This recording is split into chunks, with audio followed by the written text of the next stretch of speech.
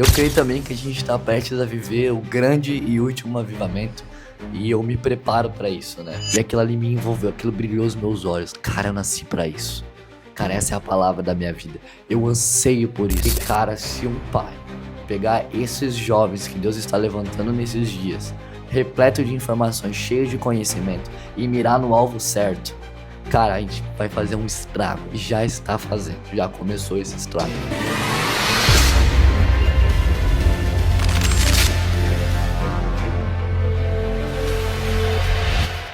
Salve galera, mais um podcast iniciando, John Mike na área e hoje estamos com um convidado super especial, né? Queria que tu se apresentasse rapidamente pra gente. Perfeito. Meu nome é Wilson, olha, ali? Ali. Então, perfeito. Meu nome é Wilson, tenho 18 anos, moro hoje em Araquari, congrego na comunidade Soma, né? Faço parte da liderança de jovens da Oflama, inclusive estou acompanhado com alguns irmãos aqui. E é mais ou menos isso, eu sou um cara apaixonado por Jesus, apaixonado pela obra, apaixonado pelo reino. Eu acho que isso me define. Caraca, sensacional, hein? Cara, eu conheci o Wilson na igreja, Casa dos Filhos. Eu tava retornando pra casa, Ó, e eu conheci ele pregando, abrindo o culto.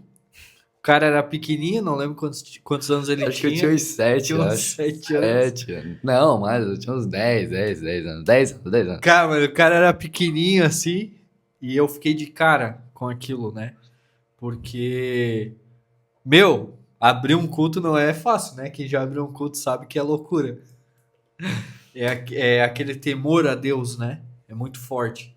E Deus já usava ele, né? Muito, muito, muito. E, viu, eu já quero fazer uma pergunta aqui que tá muito no meu coração e toda vez que eu lembro da palavra avivamento, por incrível que pareça, eu me lembro de você. Então eu queria que você falasse sobre avivamento, sobre se você acredita no avivamento, que o avivamento vai vir do Brasil. Queria que falasse um pouco sobre. Amém. Avivamento pra mim, eu gosto de falar que é a palavra da minha vida, John. Eu me converti, a primeira palavra que Deus liberou pra mim quando eu me converti foi sobre avivamento. Eu acho que o que me mantém hoje com os meus olhos fascinados e brilhando é avivamento, né? Eu creio que o avivamento ele é a única saída da igreja. A igreja ela não tem para onde correr mais, ela não tem sistemas, não tem modos, não tem governos, não tem nada, cara, nenhum método, nenhuma campanha, nenhum propósito. Eu acho que a igreja ela só vai ser totalmente intencional quando a sua busca for por avivamento. Avivamento é a única saída da igreja. Nós precisamos de avivamento. Não é algo que, se der para nós orarmos. Vou fazer uma campanha de avivamento. Não é uma campanha. Avivamento é Deus, literalmente, descer na geografia. É Deus descer e manifestar com toda a sua glória. Toda a sua glória. E eu creio que é isso. E eu creio também que a gente está prestes a viver o grande e último avivamento. E eu me preparo para isso, né? Bateu aquela vontade de comer doce, gostoso e saudável? Saiba que a saideira Schroeder tem o melhor açaí da região. Lembrando que além de saudável, ele é rico em antioxidantes, vitaminas e além disso é muito usado para um pré-treino. Hoje sim tem como você comer algo gostoso, saboroso e muito saudável com a saideira Schroeder. E tudo isso pode ser entregue na sua casa. Acesse o QR Code e faça seu pedido. A palavra de Deus vai dizer que Pedro vai falar, né? Acho que na sua segunda carta vai falar assim: se vocês são aqueles que desejam a volta de Cristo, também apressem ela, né? Então, avivamentos são cristãos maduros que estão apressando a volta de Cristo, através ganhando almas, discipulando, pastoreando, amando e entre outras coisas, né? Sim, é incrível, né? Porque o reino está dentro de nós, né? E como a gente tem manifestado isso, né? Eu acredito também que o avivamento ele vai vir, né? E claro que ele começa no secreto, né? Esses dias Um tempo atrás, eu tava conversando com a Rafa. Conhece a Rafinha, né? E... Maravilhosa. Sensacional, meu Deus. Eu vejo Jesus demais nessa moça, né? E a Rafinha foi minha primeira líder. Ontem ela tava aqui almoçando aqui em casa. E uma vez ela pegou, eu vi uma menina dançando, né? E era a primeira vez que a menina tava dançando. Eu falei, meu, cara, eu nem sabia que ela dançava. Daí a Rafa é líder dela. A Rafa falou, John, é a primeira vez dela. Meu, primeira vez dela. Mas, John, não é a primeira vez que ela dança pra Deus. Ela já faz isso no secreto. Uau. Então, tudo que a gente faz no secreto se revela, né? Automaticamente. Então, eu acredito que o avivamento ele começa já no secreto, né? Então, é dali que vai se expandir. O avivamento ele é marcado por três grandes coisas, né? Oração, arrependimento e extrema devoção a Deus. A gente entende que um avivamento está sendo provocado quando a igreja, né, o grupo, o corpo, né, de Cristo, ele começa a se voltar para a oração. Esse é o primeiro ponto. Nós precisamos orar. Nós precisamos buscar a presença de Deus. Nós precisamos de mais de Deus. E o segundo ponto é quando nós começamos a ver arrependimento no meio da igreja, né? Conversão 180, né? 360 é uma volta e volta para o mesmo lugar. 180, né? É a vida totalmente sendo transformada. E extrema devoção. É o cara que... É um cara louco, é a definição de louco. Ele se torna um cristão avivado. E um cristão avivado aviva outros. Sim. Consequentemente, a gente gera uma onda de brasas, né? De fogos ambulantes, que aí gera um grande avivamento. Então, o avivamento, para mim, a gente for ver na história da igreja, todos os moveres, Azusa, com John Wesley, George Whitefield, Jonathan Edwards, esses grandes homens de Deus, começaram através de oração, arrependimento e uma devoção extrema a Deus. Radicalidade. É jejuar, cara, até tu desmaiar, evangelizar até tu não aguentar mais, tu gastar horas do teu trabalho para estar ali com Deus, então é radicalidade, sabe? É forte, né? E eu queria que tu falasse também um pouco sobre a geração, né? Eu acho que isso é muito importante falar. Né? Quantos anos tu tem? Tô com 18. 18 anos. Com essa bigodeira? Brincando. 18 anos mano, é muito forte, né, essa questão da geração, né? Porque tu vê hoje muitos jovens já não querendo mais viver o evangelho, né, vivendo algo superficial, não se aprofundando de verdade, né? E quando a gente vê jovens, né, como vocês, vivendo isso e buscando mais, né, tendo sede da palavra, é incrível, né? Mostra que a geração não está perdida. Queria que tu falasse um pouco sobre a geração. Amém. Deus em toda a história, ele levantou seus remanescentes, né? Toda a história, na narrativa bíblica a gente vai ver Deus levantando Davi, com Saul caindo, Deus levantando Gideão, Deus levantando Moisés, né? Então sempre vai ter os remanescentes, né? Eu ouvi, John, a minha vida inteira, né? Minha grande vida, que a minha geração era fraca, que a minha geração é perdida, que a minha geração não tem esperança. Só que é no meio da nossa fraqueza que Deus revela as suas virtudes, entende? E todo mundo fala, eu ouço muito as pessoas falarem, os mais velhos, né, os 40 a mais, a geração ansiosa, depressão na minha época não tinha isso, né, e tudo mais. Só que, cara, eu não vejo isso como uma fraqueza, eu vejo isso como uma virtude, porque é onde mais o Senhor tem pegado as pessoas. Se a gente for olhar por um parâmetro não religioso, as maiores experiências hoje em dia são nos quartos. Eu tive o meu encontro no quarto quando eu estava tendo uma crise existencial. Então, Deus, ele pega aquilo que é uma fraqueza e se transforma numa virtude, entende? Então, eu creio, cara, que a minha geração é a geração da volta de Cristo, sabe? E a minha geração não é fraca. A minha geração, ela só tá vivendo um tempo diferente. Sim. E os mais velhos, eles têm que ter esse entendimento, a sabedoria de cuidar da nova geração. Porque, cara, a gente tem muito fôlego. A gente tem acesso a muita informação. Então, o que não nos falta é ferramentas. O que nos falta é direção. Sim. Meu Deus. Forte. Então, os pais precisam se levantar, né? Os pais espirituais para direcionar essa geração. Porque, cara, a gente é o Josué e Caleb que vai estar no meio da guerra, enquanto o Arão e Ur vão estar levantando as mãos dos pais para interceder por nós. A nossa geração não precisa de julgamento, a nossa geração não precisa de grandes opiniões, a nossa geração precisa de direção, de paz. É isso que a nossa geração precisa, é de paz. Porque pais enviam, né? A Bíblia vai falar que os filhos são como a flecha na aljava, né? É isso que nós precisamos, de um pai que coloca a flecha no lugar certo e atira pro alvo. Porque, cara, se um pai pegar esses jovens que Deus está levantando nesses dias, repleto de informações, cheio de conhecimento, e mirar no alvo certo, cara, a gente vai fazer um estrago. E já está fazendo, já começou esse estrago. É muito forte como a importância também de as crianças serem criadas já na igreja, né? Uhum. Ontem teve uma moça lá na igreja e ela começou a falar com 1 ano, com 1 ano já começou a cantar. Uau. Né? E ela tem 12 anos e já canta pelo Brasil todo. Né? Mas foi um ambiente da igreja. Foi Uhum. os seus pais ali criando no caminho. Então a importância de você conhecer Jesus, né? Que eles falam que se forma um caráter da criança, se eu não me engano, até os 6 anos de idade, por aí. E se a criança conhece Jesus até os 6 anos, até a formação do seu caráter, quando ela cresce, né, ela nunca mais sai dos caminhos de Deus. Ela pode até se afastar, né? Daí entra aquele versículo, né, sobre os pais ensinar no caminho que deve andar, né, A para criança que nunca mais se desviará, né? nunca se desviará. E isso é muito forte, né?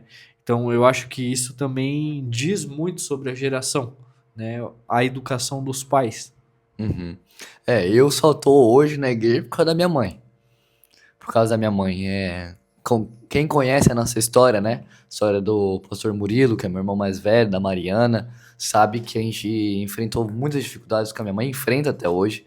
Só que uma coisa que não dá pra negar é que se hoje eu estou aonde eu estou é por causa da minha mãe, né? A minha mãe, eu sempre fui criado na igreja, eu sou desde berço, assim, na igreja.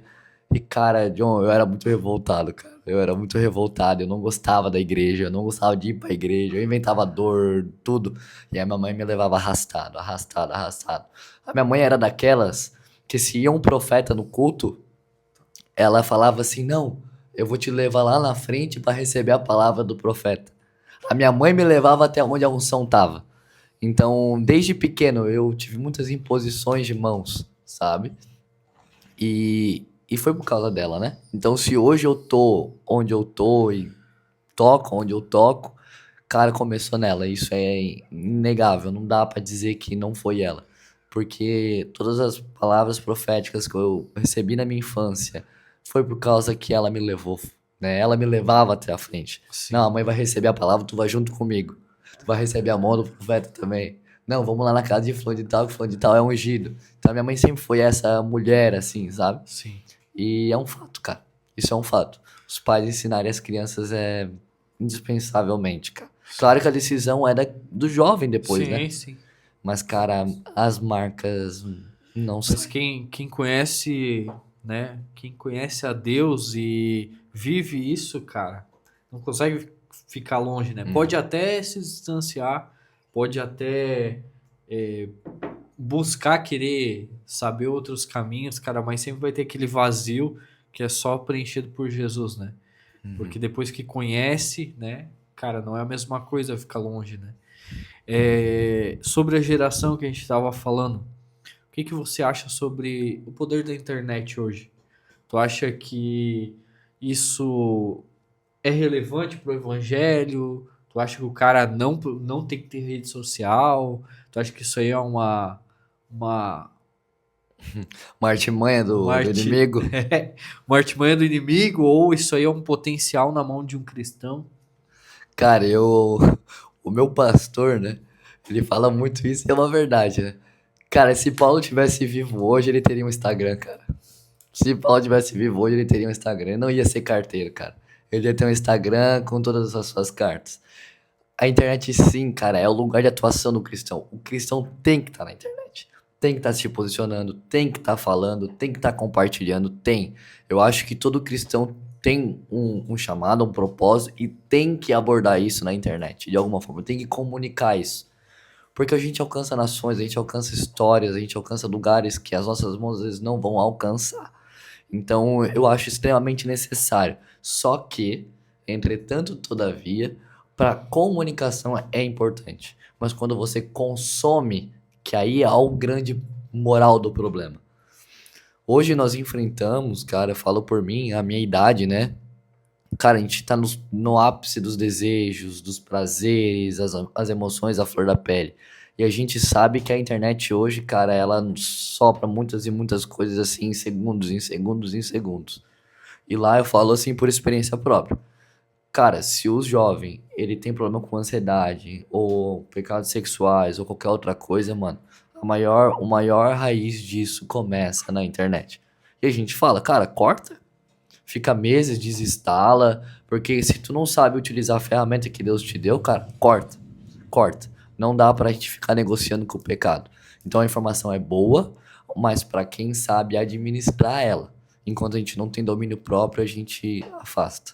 Então, aos dois lados, né, da moeda, né? É muito boa para alcançar, mas quando ela vai ser consumida, que aí é o grande problema, que é onde nós temos que cuidar, principalmente a minha geração, né? Eu acho que hoje a internet também é muito vista até pelas empresas, né?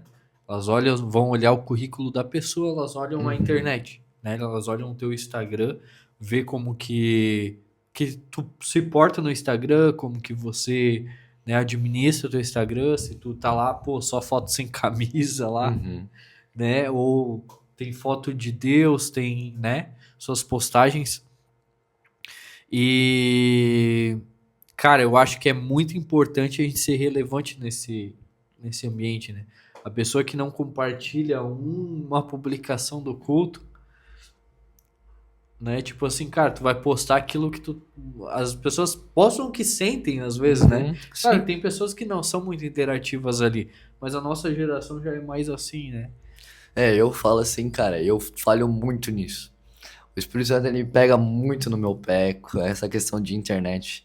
Ele, às vezes, ele grita pra mim, assim, tu vê, né? De vez em quando eu posto um vídeo no YouTube, assim, alguma coisa, mas é porque chega num ponto que ele grita, assim, pra mim, e fala, Wilson, você precisa falar, você precisa anunciar, porque alguém vai ouvir, né? Sim, Uma pessoa, e cara, uma pessoa pra nós tá ótimo. sim, Se aquela palavra, ela entra no coração, germina, cara, e começa a frutificar, nós ganhamos. sim, Às vezes a gente se pega, vou ir na internet pra alcançar milhões, mas não, cara, é aquela pessoa, né, que precisa, que tá naquele momento de dificuldade, né. A gente comentou antes de começar do William, vou citar ele porque ele é o maior exemplo disso. Cara, ele tava no mundo das drogas e ele vem pra igreja através do Instagram. sim. Ele manda uma mensagem no Instagram, ô, quando que é o dia de culto? E eu falo com ele, a gente conversando, ele vem pra Jesus. Ele vem pra cela, aceita Jesus no celular, vem pra cela, aceita Jesus pessoalmente, e hoje ele vive os melhores dias da vida dele. Mas começou o quê? Na internet. Através da internet. Uma coisa que eu falo muito aqui foi algo que eu vi assim, né? Que eu comecei a entender a importância da internet foi quando um dia tinha batismo e tava tendo live na igreja. E uma mulher, ela pegou e falou assim: Eu quero me batizar. Através da live, ela falou que queria se batizar. Ela Uau, falou: que legal. espera aí que eu tô indo aí pra igreja. Ela Uau. saiu da sua casa, foi lá se batizar lá na igreja. Então, para você ver o poder, né?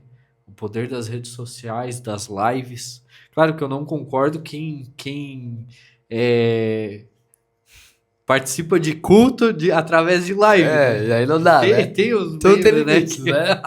Tudo tem limite, né?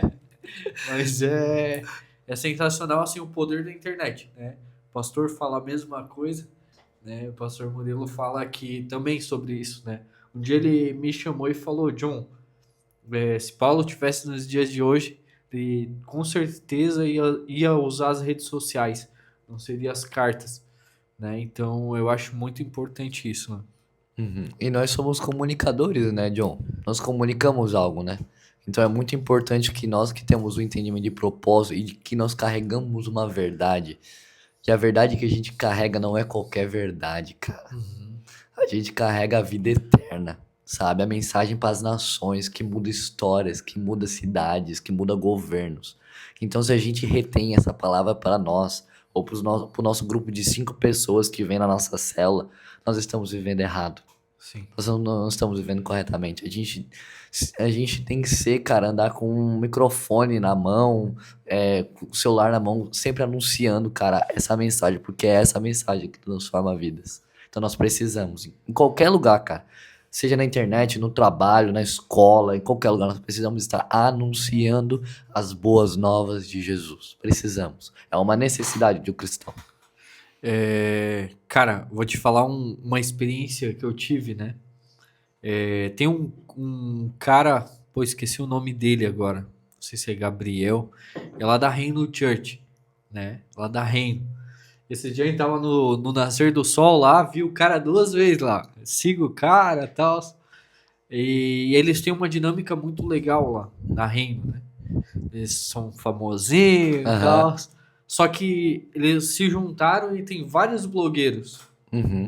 E eu sigo um cara deles e eu achei muito top a dinâmica dele, porque ele começou a fazer vídeos contando o testemunho dele diários.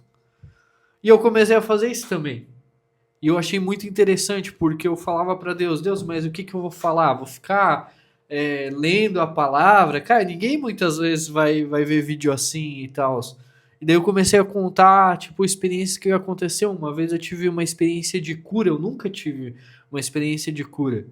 E um dia eu tava no meu quarto e eu falei pra Deus, Deus, tu falou que obras maiores a gente faria. Tá, os discípulos expulsaram demônios, curaram, e eu nunca fiz isso, cara. E do nada meu pai ele ficou mal e meu pai ele era meio católico, né? Uhum. Agora ele é Ô, Glória, se converteu. Aleluia. parede preta agora. Ah, tô brincando. E daí ele pegou e falou, Não fala nem aleluia, é Joe. uau. E daí ele pegou e falou assim, faz uma prece pra mim. E eu peguei e fiz uma oração pra ele. E tudo bem, assim, fiz a oração e tal. E no outro dia, quando eu acordei, cara, o bicho começou assim, ó, feliz, assim, Uau. tu cura, cara. Tu cura, eu vou falar pra todo mundo que tu cura. Eu falei, pai, não é eu, é Jesus, cara. Caraca, que E ele, sensacional. meu Deus, e desinchou a perna dele e tudo, sabe? E eu orei. Cara, foi incrível, assim, ó. E eu contei isso nos vídeos. Então, tipo assim, às vezes é algo simples que tu vai na fila do pão, tu fala com a mulher e a mulher, tu fala de Jesus pra ela. Cara, conta isso, sabe? Eu acho que são essas experiências que Jesus quer que a gente fale, sabe? E, cara, isso é muito verdade, né? Eu nunca. Um dia que me marcou assim, cara. O bichinho que ele tava nesse dia. A gente tinha uma célula na escola, né? Anos atrás, quando eu estudava ainda. E no recreio tinha uma menina em específico que tava ali, né, ouvindo a palavra, né? E ali eu ministrando a palavra, normal, como que não quer nada. Ele vem, cara, no meu ouvido. Wilson, presta atenção. A menina tá vivendo isso, isso, isso, isso, isso, isso. E, cara, eu fiquei em choque, cara, porque eu tava no meio de uma palavra e eu falei, cara, como que eu vou falar isso pra ela? Não tem como. Aí eu nem lembro o que eu falei direito pra ela, mas eu sei que eu fui muito direto, assim. Eu falei assim, ó, fulana, o senhor falou comigo agora, a tua vida tá assim, assim, assim, assim, assado. E ela começou a chorar, cara, a desabar ali no meio da mesa. O Vitinho tava nesse dia. E eu tinha falado do pai dela, sobre o pai dela. E o pai dela tava passando um momento de câncer, cara. Meu Deus. O senhor trouxe uma palavra revelada ali pra ela, naquele momento na mesa ali. E ela, cara, ela rasgou o coração dela ali, sabe? Eu tava precisando dessa palavra, isso confortou o meu coração. E ela foi renovada pra casa, assim. A importância de a gente estar atento à voz do Espírito Santo, né? Porque ele tá sempre falando, e as pessoas estão sedentas por uma palavra, John. Sim. Estão sedentas, sedentas, sedentas por uma palavra. A gente precisa se colocar na brecha, né? Como você falou Cara, não custa nada a gente colocar a mão e orar. Vamos Isso. passar vergonha se não acontecer? Aham. Vamos, mas é 1 em 1 milhão, cara. Quantas pessoas foram curadas, né? Isso é real, a gente não pode tratar o evangelho como um conto. Aham. Tudo que, cara, o Luiz Hermínio fala muito isso, ultimamente eu tô muito assim. Cara, se a Bíblia falasse que foi o Jonas que comeu o peixe, cara, eu acreditava, cara. Eu acreditava. Porque a gente precisa crer. Essa que é a Sim. verdade. Nós não cremos no que nós lemos. E é por isso que nós não vivemos 100% o que a palavra diz. Porque nós não cremos. Aham. E, cara, nós precisamos crer, cara. E realmente, tu falou sobre essa questão de orar, né? A gente precisa orar mais pelas pessoas. E se eu orar e não acontecer nada? Quantas vezes Eu aconteceu? vou. E se eu orar e não acontecer nada, eu vou passar vergonha? Pode ser que passe. Mas e se você orar e acontecer? Exato. Cara, quantas vezes Cara, aconteceu, cara? Muitas se- vezes. Na igreja, cara, assim, na igreja que acontece, cara. Porque às vezes Deus dá uma palavra, acontece, pô, é aquela parada, choradeira, Deus falou comigo, uau, obrigado. Mas às vezes, mano, não falei nem pouco sentido o que tu falou. E tá tudo bem, cara, porque a gente tem que lembrar do fator que a gente é humano, cara. E a Sim. gente erra também. Só que nem tu falou, esse, cara, quando acontece, foi Deus que falou mesmo, cara. Meu irmão, já parou pra pensar no ano quantas coisas a gente vê de Deus, cara? Quantos milagres, quantas coisas acontecem. Eu fico indignado com as pessoas que elas, tipo, não acreditam em Deus, mas elas vão lá pra religião tal, pro candomblé, pra umbanda, tal, vê manifestações, vê virando no bicho, vê não sei o quê, Uhum. e não acredita em Jesus, cara. Não acredita que Jesus cura, que Jesus faz, que Jesus. Meu Deus, cara, não consigo entender, cara. Sim, John, eu concordo, só que eu tomo muito do nosso lado da responsabilidade também, tá? Sim. Porque o evangelho, ele é um evangelho de poder, né? E a igreja precisa estar revestida desse evangelho de poder, né? O que que Jesus fazia? Isso é muito louco pensar dessa forma, cara. Cara, Jesus, ele não ia só pregar. Ele curava os enfermos e depois ele pregava para testificar a mensagem dele, vinham os milagres. Sim. Então, a nossa vida, ela tem que ser encharcada do sobrenatural. Cara, eu nunca me esqueço de uma experiência que a gente teve na rua. Na rua. Meu, a gente faz umas loucuras lá, cara. Teve um dia que era madrugada, a gente saiu do culto e falamos assim, não, vamos comprar um lanche, nós vamos comer, né? Vamos comprar um lanche, vamos dar pro mendigo na rua. Não dá pro mendigo na rua. Aham. E a gente foi, comprou. E, cara, Araquari não é igual Joinville, cara. Araquari não tem mendigo. Entendeu? Graças a Deus. Mas nós fomos caçar, não. Nós vamos achar. Nós vamos achar mendigo. Vamos achar mendigo. Parece lanche pra ele comer. Aham, cara. Nós achamos o bendito do mendigo. E eu fui falar com ele, cara. Mano, só que assim, a gente entende, cara. E quando eu fui falar com ele, eu tomei um choque. Porque eu sabia que não era alguém nele, sabe? Era uma outra pessoa. E à medida que eu fui conversando com ele, eu perguntei o nome dele pra ele algumas vezes. E ele falava Alexandre, Fernando, Ciclano, Aham. Beltrano, mas falando que era o nome dele. E ali eu já entendi que aquilo ali não era apenas um demônio, Aham. era uma legião. E aí que vem o que acontece muito que às vezes nós erramos, né? Expulsa ou não expulsa Aham. o bicho. E aí, o que a gente faz? Cara, eu poderia expulsar ele. Eu tava que nem um leão lá, cara. Eu ia botar a mão e tal, ia repreender ele e tal. O vídeo dá, os moleques tava nesse dia. E podia, o cara ia ser liberto. A gente tem certeza disso. A gente crê na mensagem que a gente Sim. prega. Sim. Só que, cara, a Bíblia vai falar que quando o espírito sai e não encontra, e a casa ela fica vazia, volta 7 piores. Sim. Então, assim, se eu expulsasse o demônio naquele momento, né? E não fosse pastoreado, não fosse acompanhado, aquele cara ia estar muito pior do que ele estaria naquele momento. Meu Deus, é forte isso. Entende? Então não é só sair, botar a mão e já era. Não é só sair, botar liberando palavra e já era. Sim. A gente tem que ter um compromisso com as coisas que nós falamos e com as pessoas para quem nós dizemos e liberamos qualquer coisa. Porque o reino é almas, né? Não é só. A gente não pode achar que o reino é um filme de cinema. Sim. Que é muita ação, é muita ação. É umas coisas muito loucas que acontecem. Só que não define isso, cara. O reino é um reino inabalável e constante, né? E Deus, ele vem buscar uma noiva e não uma namorada, né? Sim. Então, a gente precisa ter essa maturidade. E teve vezes que a gente botou a mão e os caras foi expulso no culto mesmo. Quantas vezes aconteceu do cara tá lá manifestando lá, se tremendo todo, a gente botar a mão na cabeça, repreender e já era, e o cara ser liberto. Uma de vezes do cara querer lutar com nós, cara. Já teve, mano. Várias vezes. Só que isso é que nem a gente fala, são N possibilidades, são N situações. Só que tem que estar atento à voz do Espírito. Tem que Sim, estar atento. A gente não tem que achar que a gente pode fazer algo que a gente tá bem, né? A gente sempre tem que caminhar a independência, John. Sempre. sim. Muito forte, né? Quanto que a gente tá de tempo? Meia hora. Oh, Ô, falamos minha- coisa pra caraca. Uma coisa, hein? Tô falando, parece que mais que o convidado, hein? Capaz, capaz. Cara, tem uma pergunta muito direta pra ti, mas tu já respondeu essa pergunta, né? Tu acredita que a nossa geração, eu me incluo nessa, porque eu não sou tão velho assim, que a nossa geração verá Jesus, verá a volta de Jesus, pelas coisas que têm acontecido? Eu acredito, não só como acredito, mas baseei a minha vida como se ele fosse voltar nos próximos 5 anos.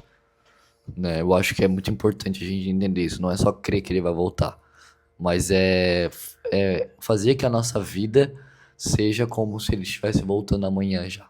Né? Como eu citei aqui já, vou citar novamente, Pedro vai falar que nós não sejamos aqueles que desejam apenas a vinda, mas sejamos aqueles que apressam a volta do Senhor. Um cristão maduro, ele quer apressar a volta de Jesus, não porque ele quer fugir, John. Não é isso. Nosso desejo de ver Jesus não é porque nós estamos cansados dessa vida, ou porque, sei lá, qualquer outra coisa.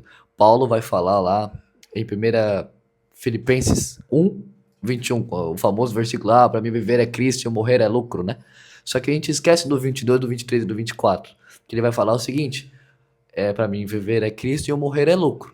Mas se eu morrer agora, eu não irei conseguir pregar a mensagem para vocês em plenitude.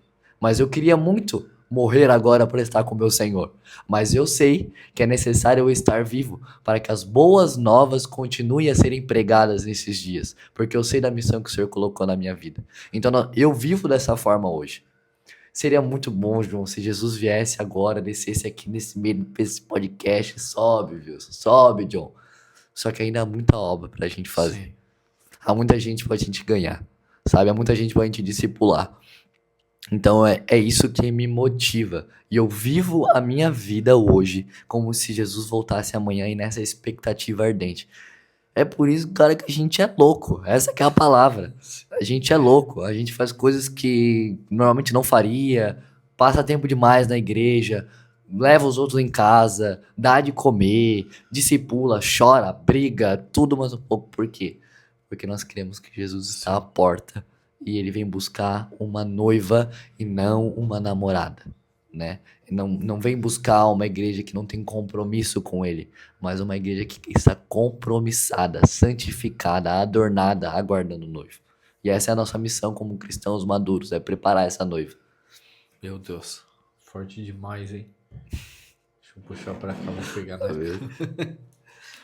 Cara, esse tema de maturidade, né? De não buscar uma namorada é muito forte. É muito forte. Né? Porque hoje poucas pessoas buscam se aprofundar realmente, né? Uhum. Tem muitas pessoas que não entendem o reino, né? Então a questão do discipulado é muito importante. Eu vim de outra igreja, uma igreja que eu vivi há anos, fui fazer missões através dessa igreja, né? E depois é um assunto que eu quero abordar aqui que eu sei que queima no teu coração, meu também, né? E eu fui fazer missões, voltei, mas eu nunca tinha sido discipulado, mesmo anos de igreja. E quando eu cheguei aqui, eu fui discipulado, Ó, né? E eu entendo que o discipulado, cara, é algo sensacional. Sabe, você ser discipulado por alguém, você poder, tipo, você tem que confessar as coisas para alguém, ter um senso de responsabilidade, né? Você não caminha sozinho, uhum. né? Então você aprende mais de Deus, né? Caminha com isso. Então isso me fez crescer muito, né? Então a importância do discipulado é sensacional, né? Traz maturidade, né? É verdade. É muito importante isso que tu falou, porque trazendo, voltando para nossa geração, hoje a gente sofre, né? Tanto a minha e a tua também, a gente sofre, todas essas nossas gerações, de uma palavra que afeta todo cristão, principalmente o homem, que é falta de paternidade, né? A falta de paternidade é o que mais nós enfrentamos hoje. E isso é, cara, é a maior dificuldade de alguém ser discipulado. É entender, cara, que tu pode confiar em alguém, que tu pode se abrir, que tu pode ser vulnerável. E normalmente eles não conseguem porque eles nunca tiveram esse exemplo. Porque isso é o que um pai deve fazer com o filho, Sim. entende? Então, ser discipulado é maravilhoso, é lindo, só que é um desafio tremendo para nossa geração, porque a gente vem dessa desconstrução familiar, né? Sim. Onde o pai às vezes é presente, só que é omisso, né? Uhum. Ou às vezes o pai não é presente. A mãe que cria, a mãe que cuida. Então, a gente vem muito dessa desconstrução. Aí tu ser cuidado por alguém estranho, que não é da tua família, que quer te cuidar, cara, pra nós é um choque. Eu falo Sim. que pra mim foi. Sim, E eu cresci sim. na igreja. Pra mim foi um choque. Só que quando tu se abre, cara, quando tu se desarma, essa que é a palavra, e tu se permite alguém acessar o teu coração, cara, a tua vida flui. Tem coisas no reino, John, que só flui na nossa vida se for confessado, Sim. se for falado.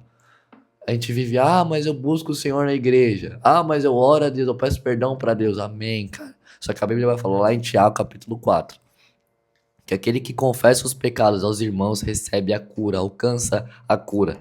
Então há lugares da nossa vida que só vão destravar, que só vão ser habilitados, cara, nesse lugar de vulnerabilidade e exposição. Sim. E exposição. Porque a luz torna visível todas as coisas, né? Sim. E Jesus é a luz do mundo. Então quem anda nele tem que andar em luz, tem que andar em transparência. Sim. A nossa vida tem que ser um copo transparente, Aberto. um livro aberto, entende? Nós não temos que viver de máscaras ou qualquer outra coisa. E o discipulado, ele nos treina a viver isso. Ele nos desenvolve a viver isso, né? Cara, é demais, né? Demais esse assunto. Sobre discipulado. Cara, e hombridade. Cara, hombridade toca muito, né? A gente tem um GC aqui só de homens, né? E fala muito sobre isso. Eu tenho um testemunho muito forte que Deus ele restaurou minha hombridade, né? Eu não tinha pai, né? Minha mãe orava sempre para que meu pai se convertesse. Hoje eu tenho a oportunidade de morar com meu pai Bom, e restabelecer toda uma hombridade que eu não tinha. Então, há pouco tempo atrás, eu só conseguia me abrir com uma mulher, que era a minha líder, a Rafinha, e Deus ele começou a colocar líderes, homens na minha vida, onde começaram a forjar o meu caráter, eu comecei a amadurecer, e hoje eu consigo ver Deus de outra forma através do meu pai. Mas essa construção, quando eu não tinha pai, os meus líderes foram minha referência paterna. Pastor Murilo, né? Então, hoje, ele carrega demais isso, meu né? Deus, é muito forte. Porque, assim, a gente não se abre com qualquer pessoa, né? Como tu tinha comentado aqui, né? Hoje é difícil pessoas que tu possa confiar, né? Então, existe pessoas específicas que Deus vai colocar pra ti, né?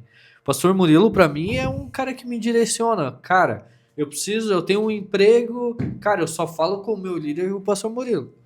Né? E o Pastor Murilo parece, pra mim, é uma voz referência de Deus. Claro que eu oro, né? Peço a Sim, direção de Deus, mas a direção maior que pesa como responsabilidade pra mim é o meu pastor, né? como se fosse a confirmação de Deus. Isso, a Isso tá tudo confirmação. certo, é extremamente bíblico isso. E tem que ter, né? Sim. Tem que ter, porque isso é honra, né? Porque Deus estabeleceu as lideranças para isso, para guiar o povo, né? Sim. E toda vez que a liderança era caída na Bíblia, o povo também caía, né? Então é muito importante ter esse entendimento, sim. E já que a gente tá falando sobre hombridade, eu já quero tocar nesse tema que eu gosto muito.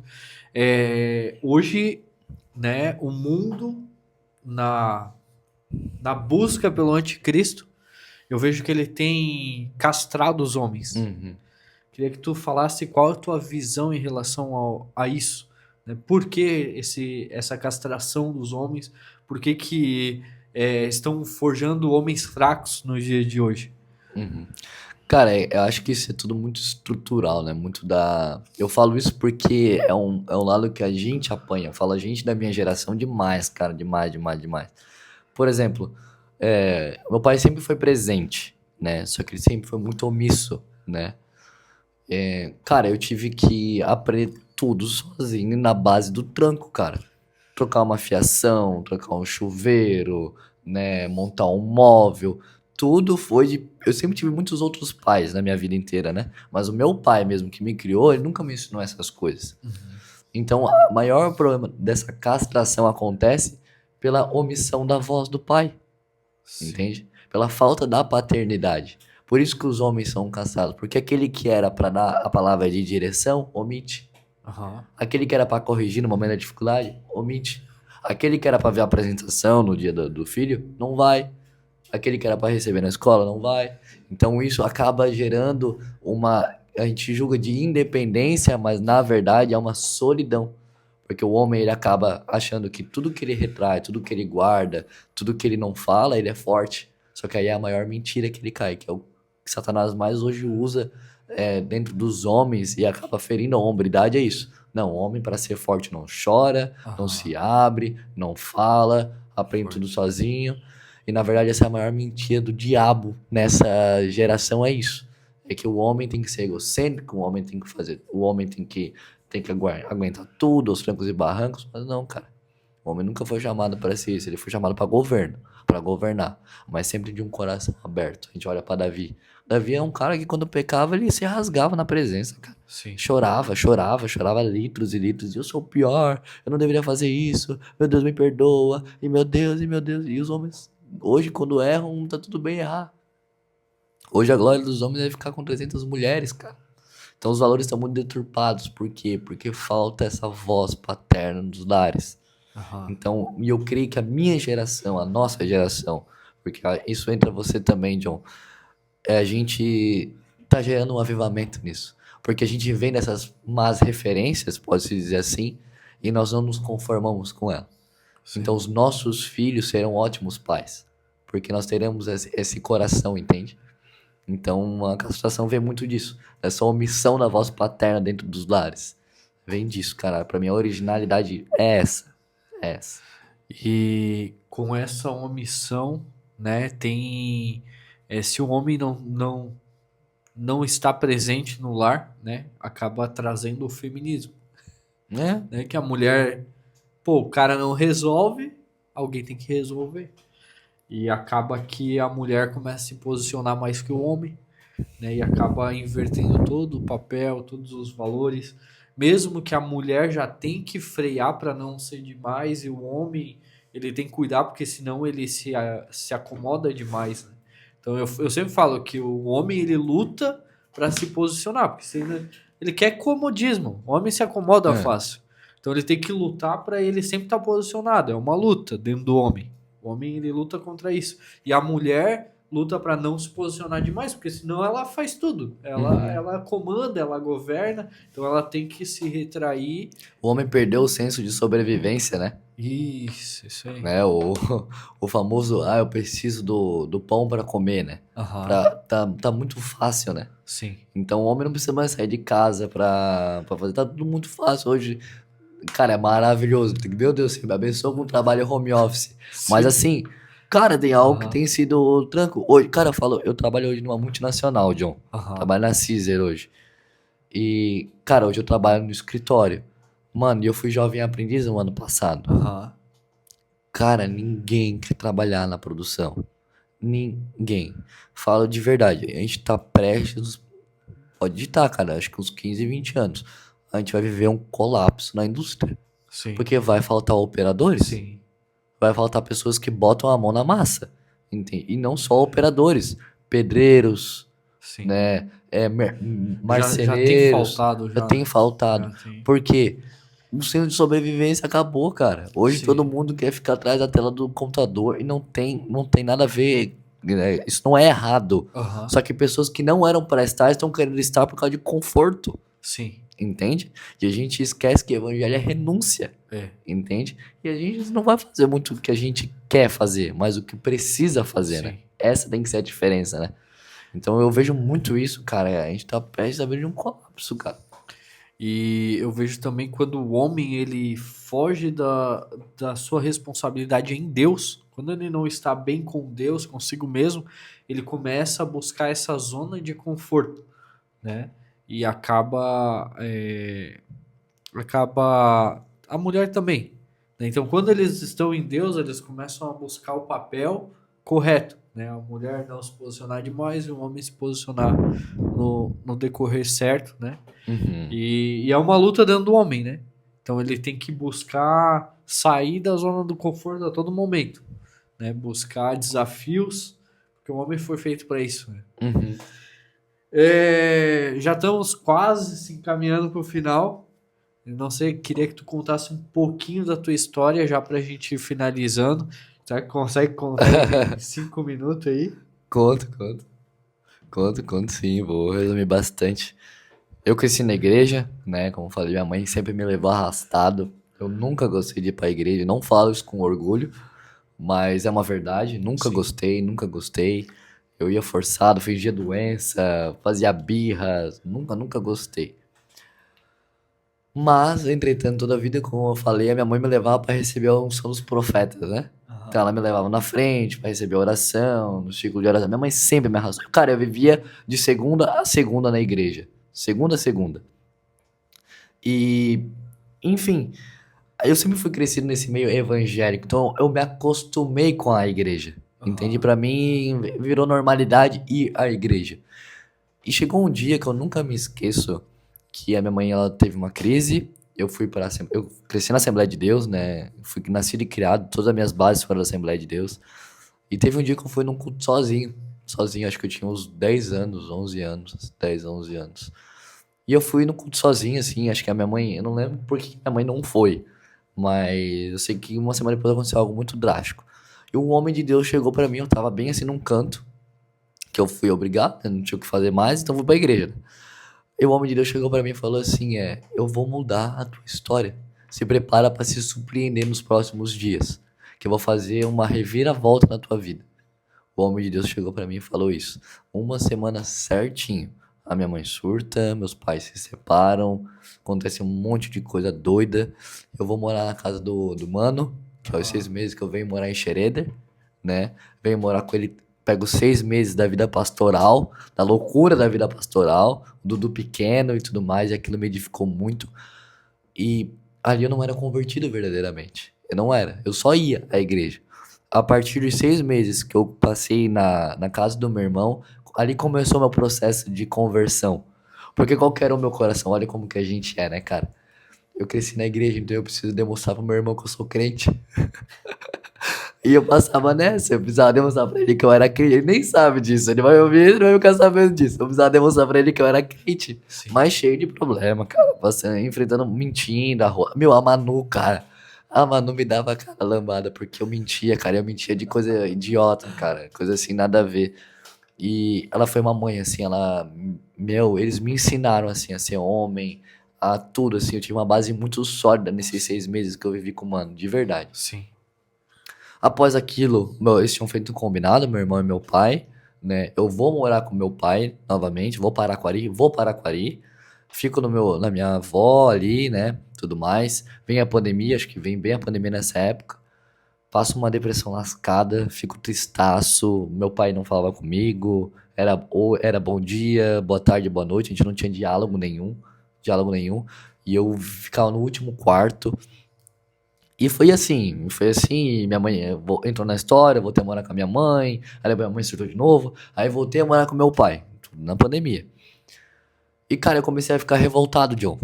Comecei a ficar revoltado porque eu cheguei num ponto da minha vida que eu falei assim, cara, eu vou me desviar. Eu vou me desviar.